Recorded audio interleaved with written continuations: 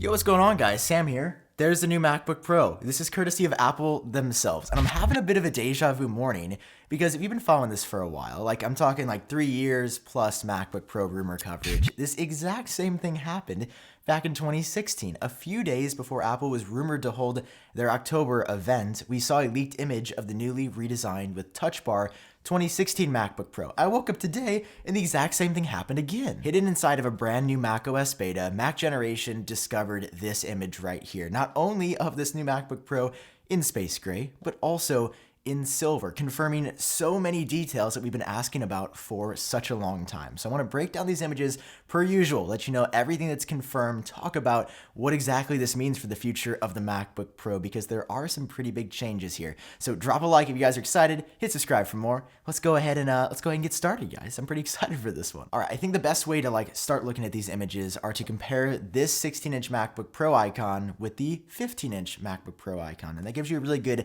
A to B comparison of exactly what's changing year over year. I should say month over month, considering that Apple's already updated the MacBook Pro line once this year. So here they are, A to B. First up is the 15-inch MacBook Pro, and then transitioning to the 16-inch. So visually, there are not major changes to the point where I would say that this is a completely redesigned MacBook Pro. Essentially, this is a 15-inch MacBook Pro with a larger body and a larger screen, but there are some clear benefits that come alongside that, including some changes, major changes, I should say, to the keyboard. So first up, the body, you can tell, obviously gets a little bit wider here, and that's because it has to house a larger display. But rather than Apple simply transposing a same display to the 16-inch MacBook Pro, they've actually slimmed down the bezels a little bit, which is really great to see. I was hoping, and I think our hopes are going to be down when Apple actually does announce this in probably just under 2 or 3 weeks now, that the edges would be rounded, that this would be an iPhone 10 or iPhone 11 Pro-like display, where from edge to edge, we have content. That's not exactly what Apple is doing here according to this leaked icon, because there are still squared off edges like Mac computers have had forever, and there are still some sizable bezels around the screen. They look like some of the thinner bezels we have ever seen on a MacBook Pro, but still they're there and they're not as small as I'd hope for them to be. The color options seem to remain the same this year, even though Apple's sort of made gold associated with premium for the 2019 iPhone 11 and 11 Pro, and even for the iPhone XS last year. There's still no gold color available for the MacBook Pro because there is no icon revealing that. There's only a space gray icon and a silver icon. But if you're somebody like me that is definitely going to be going for that space gray colorway, there is some good news. If you compare it to last year's icon, you can definitely see the tinting gets a little bit darker here. So Apple has probably adjusted the way they're painting these MacBook Pros to be ever so slightly darker than last year. I was hoping to be a little bit darker than this, but still, anything darker than the current, I would call it a space silver that we've got.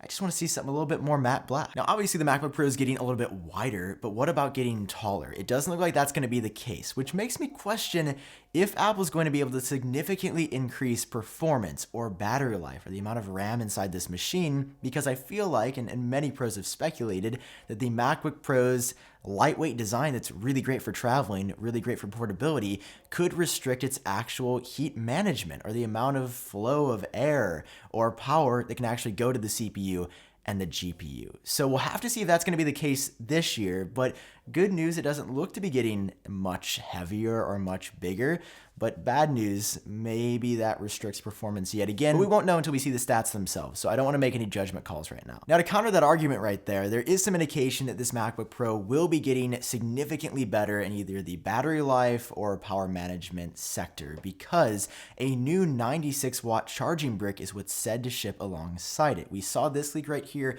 and on the back of Apple's Pro XDR display, there's also support for a 96-watt pass-through. And what do you plug into a Pro Display XDR other than a Mac Pro? Well, you could buy this new display and use it for the main monitor for your new 16-inch MacBook Pro that requires a 96-watt power source. So that could mean bigger batteries. You need to fill it up a little bit faster. It could mean more power for the CPU and GPU.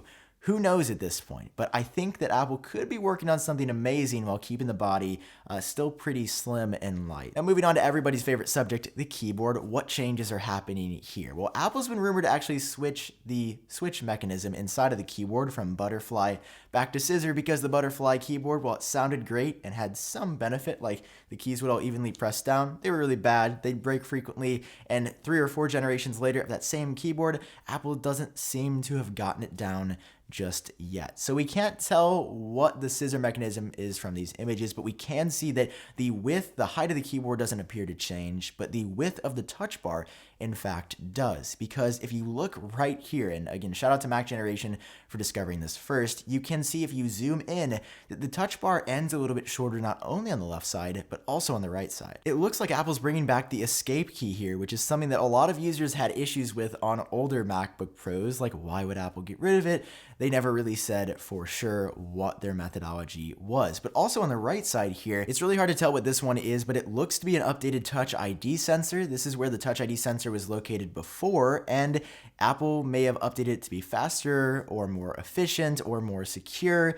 Maybe this laptop gets Touch ID and this is another escape-like key, or a mappable F1 or F2 or F3 button from the function row, but that's still sort of unclear. So I'm not going to make any hard calls just yet. I think, to be safe, escape key on the left, updated Touch ID sensor on the right, and of course in the middle, a shortened touch bar, which I'm cool with because I'm not a huge touch bar fan to begin with. Let me know what you guys are thinking about this MacBook Pro so far. Does this look like it's something up your alley, something you have an interest in, or are you going to be going with the cheaper option, the now 13 and 15-inch MacBook Pros with completely outdated designs? Now, in all seriousness, this doesn't look like that much different of a computer. It's essentially a little bit wider with a larger screen with an updated keyboard, and we can't tell the hard details about, is the battery life getting better? How much faster will the CPU and GPU be? Is it going to be a lot heavier? I mean, it could be, maybe, but we can't tell from the icon. Will the screen technology increase? Will the nits go up? Will it get brighter year over year?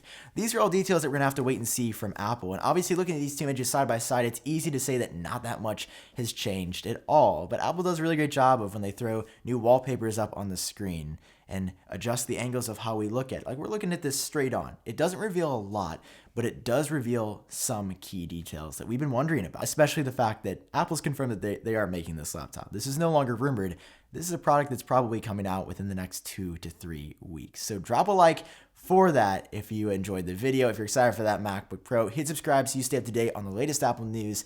I've been Sam. Hope you guys are doing well. I'll see all of you in my next video.